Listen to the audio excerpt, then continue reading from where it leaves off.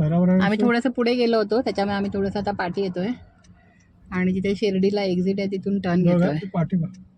आता ही आमची एक गाडी पुढे आहे आणि आता आम्ही शिर्डीला टर्न घेतलेला आहे कोपरगाव मधून.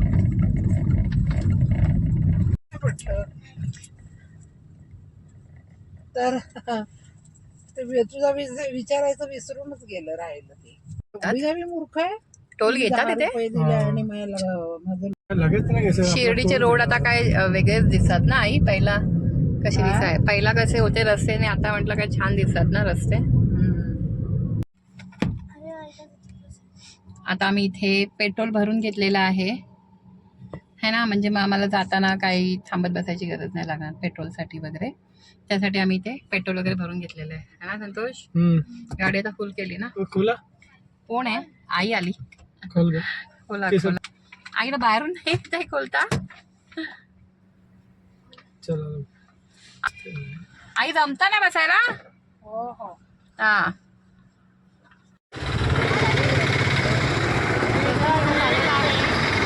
छान दर्शन करायला आम्ही जेवलो पण आहोत थोडा वगैरे काय आणि आता आम्ही घरी निघणार आहोत.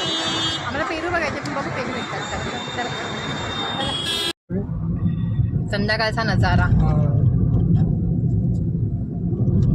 शिर्डीवरून आता आम्ही निघालेलो आहोत आणि संध्याकाळचा नजारा बघा इतका सुंदर दिसतंय हे आभाळ. तर शिर्डीवरून आम्ही घरी आलेलो आहोत आणि तुम्ही व्हिडिओ बघितलेच असतील आणि खूप छान दर्शन झालेलं आहे आम्हाला. खूप गर्दी होती तरी पण आमचं नशीब मोठं की लाईन आमची जी आहे ती पटापट पुढे गेली आणि आमचं दर्शन करून आम्ही फटाफट बाहेर आलो.